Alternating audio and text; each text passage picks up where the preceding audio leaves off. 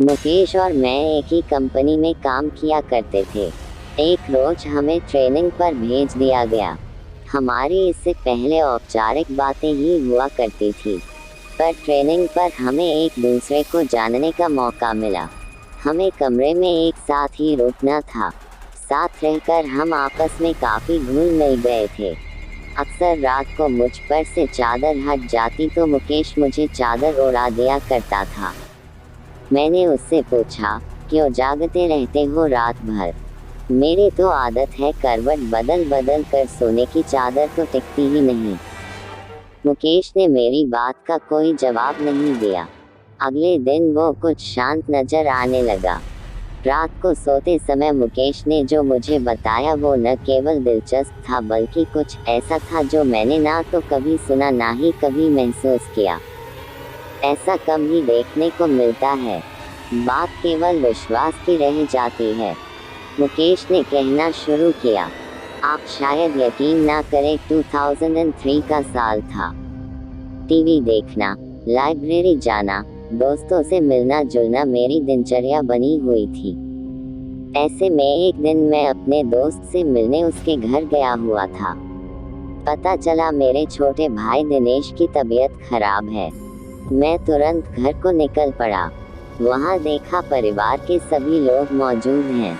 दिनेश जोरों से चीख रहा है, जैसे उसे किसी तरह का दर्द हो रहा हो। उसकी हालत बिल्कुल भी देखने लायक नहीं थी। 3-4 लोग भी मिलकर उसे संभाल नहीं पा रहे थे। पिताजी ने कहा, इसे तुरंत डॉक्टर के पास ले चलते हैं, पर माँ ने मुझे चुप रहने का इशारा किया। दिनेश चीखता और बेहोश हो जाता। दिनेश की चीखें अब भयानक होने लगी थी। कोई उसका सर दबा रहा था, कोई उसकी छाती मल रहा था। नानी ने कहा, इसे पूजा घर में ले चलो। इतना सुनते ही दिनेश जोरों से चीखा। शायद ये बात उसे पसंद नहीं आई। उसे घसीट कर पूजा घर में लाना पड़ा। यहाँ वो और भी जोरों से चीखने लगा। उसे संभालना मुश्किल हो रहा था तो हमने उसे कुर्सी से बांध दिया। फिर नानी ने उससे प्रश्न किया, बता कौन है तू? सुनकर दिनेश गुस्से में भर गया।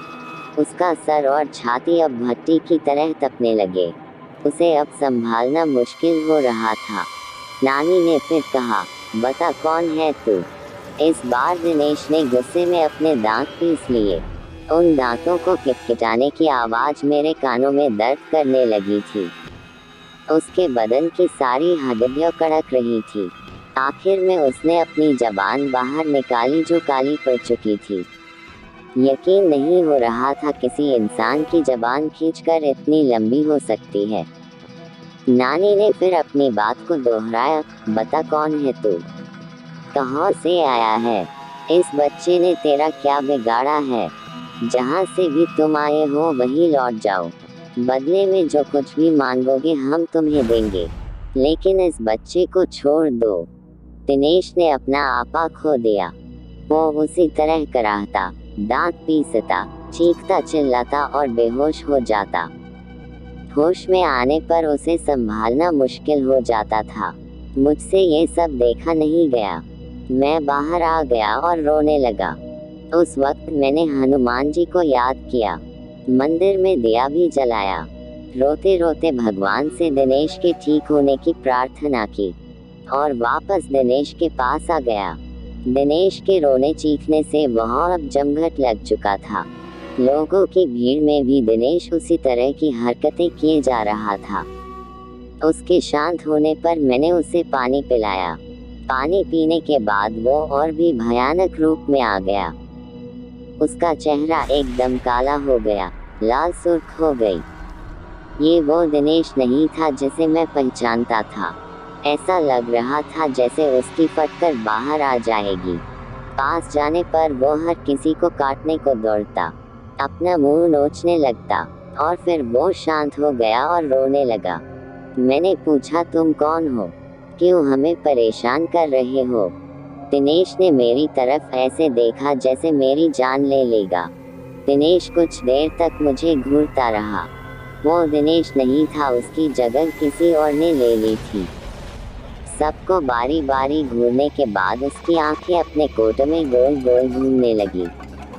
ऐसा नज़ारा जीवन में पहली बार ही देख रहा था, बल्कि मैं तो कहूँगा ये सब कुछ जीवन में पहली बार ही देख रहा था।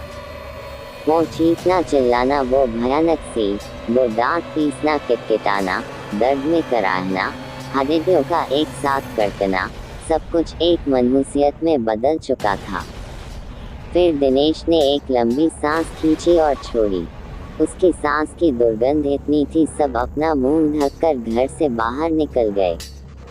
और वो पागलों की तरह वापस अंदर जाने पर दिनेश फिर सभी को घूरने लगा। हमने वापस उससे पूछा, कौन हो तुम? फिर वो एक औरत की आवाज में बोला, मैं शाहरुल की हुए। मैं हूँ तंत्रा, इसने मुझे जगा दिया है। मैं इसे नहीं छोड़ूंगी, इसे अपने साथ लेकर जाऊंगी। और हंसने लगी। हमने कहा, जो तुम मांगोगी हम तुम्हें देंगे, पर इसे छोड़ दो। वो दुष्ट आत्मा अब अपने पूरे रूप में आ गई और बोली, मुझे एक मटकी, 4 नारियल, चुनरी, सिंगार का पूरा सामान लाकर दो तो मैं चली जाऊंगी, नहीं तो इसे अपने साथ ही लेकर जाऊंगी। जल्दी करो, दफा हो जाओ। ये सामान लेकर ही आना, वरना इसे तो मैं चबा जाऊंगी। और हंसने लगी। हम सबके चेहरे पीले पड़ गए। माँ और मैं तेजी से बाजार की तरफ निकले। रास्ते में माँ रोने लगी तो मैंने उन्हें दिलासा दी, सब ठीक हो जाएगा माँ। माँ बोली, कुछ भी ठीक नहीं होने वाला मुकेश, मैंने तुझे बताया नहीं, इसने जब अपना पहला असर दिखाया था तब दिनेश को क्या हुआ हम समझ ही नहीं पाए थे।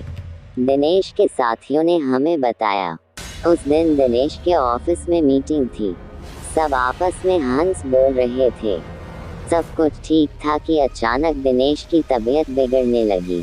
दिनेश ने सामने रखा गिलास उठाया और पानी पिया। पानी पीते ही दिनेश बेहोश हो गया। उसके साथ ही चौंक गए। 2 लोगों ने मिलकर उसे टेबल पर लिटाया। उस समय उसकी आंखों से आंसू बह रहे थे। वो अपनी साथियों से कुछ कहना चाह रहा था, लेकिन उसके मुंह से एक शब्द भी नहीं निकल पा रहा था। उसके साथ ही उसे हॉस्पिटल ले गए। हमें जैसे ही सूचना मिली हम सभी वहां पहुंच गए। दिनेश कुछ देर बाद दिनेश ठीक हो गया। क्या हुआ उसे खुद भी कुछ मालूम नहीं था। उसे इतना याद था कि वो बेहोश हो गया था। उसके बाद कभी ऐसा कुछ नहीं हुआ जिससे कोई परेशानी हो। तुम ठीक कह रही हो माँ, उसके बाद भी कुछ हुआ जरूर था। क्या मतलब? माँ बोली, मतलब ये माँ, पिछली बार जब मैं छुट्टियों में घर आया था, उस रात मैं कमरे में सो रहा था। रात के 3 बजे का समय था। कमरे की खिड़की खुली हुई थी और उससे तेज हवा कमरे में आ रही थी। उस हवा के शोर से मेरी खुली। मैंने देखा एक साया मेरे पास खड़ा था। ध्यान से देखने पर भी मैं उसका चेहरा ना देख पाया। उसके चेहरे पर कालिक के अलावा कुछ ना था। उसका शरीर जैसा था। अचानक वो साया बादल की तरह तैरता मेरे पास आने लगा। मैं घबरा गया और अपनी चादर में मैंने अपने आप को समेट लिया। वापस देखा तो वो साया वहाँ नहीं था। इसे अपना वहम मानकर मैं भूल चुका था, पर अब दिनेश के हालात देखकर लगता है कुछ तो जरूर हुआ है माँ। इसके बाद मैं मटकी लेने चला गया और मान श्रृंगार के लिए सामान खरीदने लगी। मुझे दुकानें बंद मिली तो मैं सीधे कुम्हार के घर चला गया। वहाँ से लाल और काली दोनों मटकी ले आया। वापस आकर जो ही सामान हमने दिनेश के आगे रखा वो शांत हो गया। नानी उसे देखने गई और दिनेश के सामने जाकर खड़ी हो गई। कुछ देर तक नानी उसे ऐसे ही देखती रही तो हमने नानी से पूछा, क्या हुआ नानी? नानी हमारी ओर पलटी। अब नानी के चेहरे के भाव दिनेश जैसे हो गए थे। हम और भी घबरा गए। नानी ने भी उसी चीख के साथ रोना शुरू कर दिया और कहा, मैं शाहरुल की हुए। मेरी हत्या कर दी गई थी। मेरी लाश के बेरहमी से करके दफन कर दिया गया। मुझे इंसाफ चाहिए। मुझे जहाँ गाड़ा गया वहाँ ये लड़का पेशाब कराया। मैं सोई हुई थी, इसने मेरा अपमान किया और मुझे जगा दिया। पर अब मुझे कुछ नहीं चाहिए, मैं जा रही हूँ, मुझे रास्ता दो। हमने पूछा, तुम इसे दोबारा परेशान नहीं करोगी? वो बोली, नहीं, इसने मेरा अपमान किया जिसकी सजा मैंने दे दी, अब मुझे जाने दो। और नानी बेहोश होकर गिर गई। हमने नानी को संभाला। इतनी देर में दिनेश भी सामान्य हो चुका था। हमने दिनेश को भी कुर्सी से खोल दिया। फिर कुछ दिन और बीते। दिनेश को काम के लिए भोपाल जाना पड़ा। दिनेश और ऑफिस के कुछ लोग होटल में रुके। होटल में आधी रात को लोगों ने शिकायत की, वह कमरे से रोने की आवाजें आ रही हैं। होटल कर्मी ने जाकर देखा तो वो आवाजें दिनेश के कमरे से आ रही थी। कमरा अंदर से बंद था, तो होटल कर्मी ने दूसरी चाबी से कमरे का दरवाजा खोला। सामने दिनेश था, होटल की चादर में पूरा लिपटा हुआ और जमीन से 2 फुट ऊपर हवा में उसका शरीर तैर रहा था।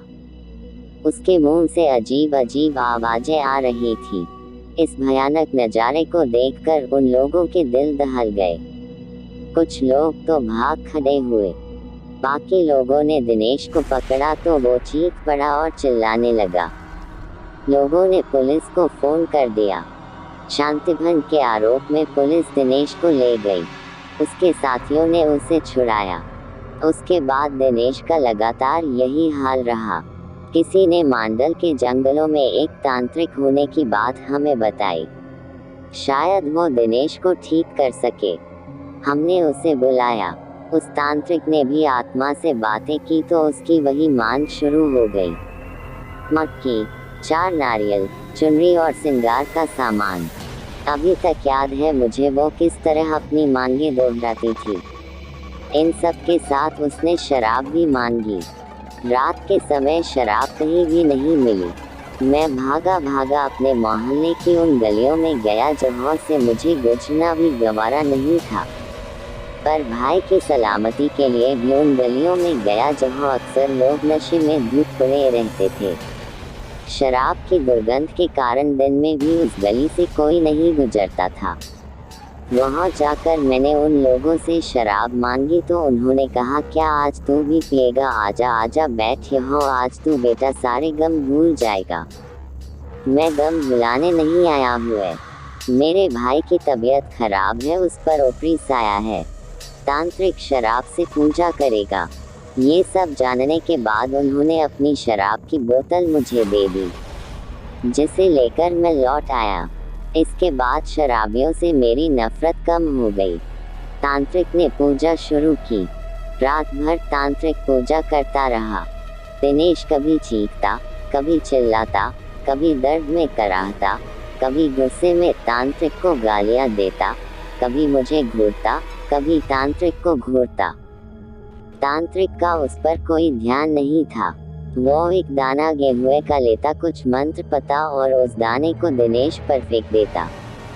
उस दाने के शरीर पर पड़ते ही दिनेश बुरी तरह तड़पने लगता। उसके मुंह से जानवरों के जैसे गुर्राने की आवाजें निकल रही थी। वो जानवरों की तरह हरकत करने लगा था। दिनेश की आवाज उसके गले में ही बंद कर रह गई थी। वो क्या बोल रहा था कुछ समझ नहीं आ रहा था। सुबह तक दिनेश ठीक हो गया और बेहोश रहा। शायद इन सब से उसका शरीर थकने लगा था। उसका चेहरा पीला पड़ने लगा था। शरीर सूखकर लकड़ी जैसा हो चला था। फिर भी कहीं ना कहीं मेरा भाई इन बुरी शक्तियों से लड़ रहा था, मुझे यकीन था। कुछ दिन और बीतने पर दिवाली को त्योहार आ गया था। धनतेरस का दिन था और मैं टीवी देख रहा था। दिनेश कमरे में आया और बेहोश हो गया। मुझे लगा वापस वही सब शुरू होने वाला है, तो मैंने उसे कुर्सी से बांध दिया। दिनेश थोड़ा होश में आया और उस आधी बेहोशी की हालत में उसने मुझसे कहा, भाई अब मैं नहीं बचूंगा, मैं खत्म हो जाऊंगा। ये सुनकर मेरी आंखों से आंसू आ गए। मैं अपने भाई को इस तरह जिंदगी से हारते नहीं देखना चाहता था। दिनेश भी रो रहा था, भाई मैं मर जाऊंगा। मैंने खुद को संभाला और दिनेश को बांध दिया। बाइक ली और एक दोस्त को साथ लेकर मैं उसी तांत्रिक को बुलाने निकला। मांडर के घनघोर जंगल, धूप अंधेरा। मैं तांत्रिक के घर पहुंचा। तांत्रिक भी उस दिन शराब के नशे में था। उसे बाइक पर बीच में बैठा कर ले आए। तांत्रिक का खुद का शरीर बस में नहीं था। गिरता पड़ता वो दिनेश के पास पहुंचा। जैसे ही उसने दिनेश का हाथ पकड़ा, उस तांत्रिक का सारा नशा उतर गया। उसने वही पूजा दोहराई और सुबह होने तक दिनेश फिर ठीक हो गया। अब तो यही सिलसिला चालू हो गया था। तांत्रिक आता, पूजा करता और सुबह तक चला जाता। मक्खी, 4 नारियल, चुनरी और श्रृंगार का सामान हमारी रोज की जरूरत बन गई। ये सब चीजें अब घर में हर समय मौजूद रहने लगी। रोज रात घिरते घर में मनुष्यत सी छा जाती। घर के एक कोने में शराब की बोतलों का ढेर इकट्ठा हो गया था। ऐसा कोई मंदिर नहीं बचा, कोई मस्जिद नहीं बची जहां दिनेश का इलाज नहीं करवाया। अंत में किसी ने कलकत्ता के काली मंदिर जाने का सुझाव दिया। वहां जाकर दिनेश का इलाज कराया। यह भी उसकी वही मांग जारी थी। मक्खी, 4 नारियल, चुनरी और श्रृंगार के सामान की। पर पुजारी ने साथ साथ कुछ नींबू, लोग और कफन भी मंगवा लिया। इस बार की पूजा मुझे कुछ विशेष लगी।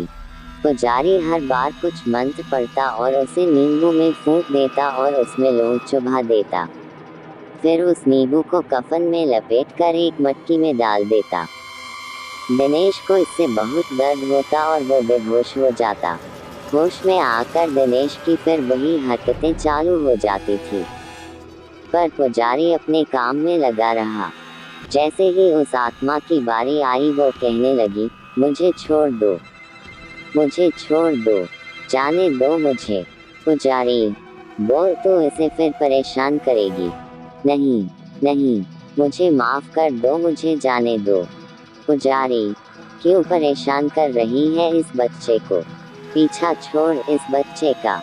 वापस जा, लौट जा जहां से भी तू आई है। पुजारी ने ऐसा 8 से 10 बार किया और तंत्रा को भी उसने कैद कर लिया। अंत में पुजारी ने वो मटकी हमें दी और कहा, इस बच्चे के अंदर दुष्ट आत्माओं ने डेरा जमा लिया था। सारी आत्माओं को इस मटकी में कैद कर दिया है। इसे ले जाकर शमशान में गाड़ दो और ध्यान रहे नंगे पैर ही जाना। हम उस मटकी को शमशान गाड़ आए। ताज्जुब तो ये था, पूरा रास्ता जंगल होकर गुजरता था। रास्ते में नंगे पैरों पर एक भी कांटा ना चुभा। ऐसा लग रहा था जैसे रुई पर चलकर हम उस जगह तक पहुंचे थे। इसके बाद दिनेश ठीक तो हो गया, पर काफी कमजोर हो चला था। केवल खाने और दवाइयों के लिए ही बिस्तर से उठ पाता था। इस वाक़ये के बाद मेरा उन चीज़ों पर भी विश्वास हो गया जिन्हें मैं पहले नहीं मानता था। 5 सालों तक इस मुसीबत को झेलने के बाद हमारी माली हालत खराब हो गई थी। सर पर कर्जा हो गया था। धीरे धीरे हम भाइयों ने वो कर्जा भी चुका दिया। हम कई और दिनों तक दिनेश की देखभाल में रात भर जागते थे। मैं उसके खाने का समय पर दवाइयों का ध्यान रखता था। रात में उठकर मैं देखता था दिनेश सो रहा है या नहीं। उसकी चादर ठीक कर देता था ताकि वो आराम से सो सके। आज भी मेरी यही आदत है। बस यही बात थी, ऐसा कहकर मुकेश चुप हो गया। इस कहानी को ध्यान से सुनने के बाद अंत में मैंने मुकेश से कहा, बेशक ये कहानी किसी के लिए बेमिसाल हो या ना हो, लेकिन तुम दोनों भाइयों का आपसी प्यार बेमिसाल है।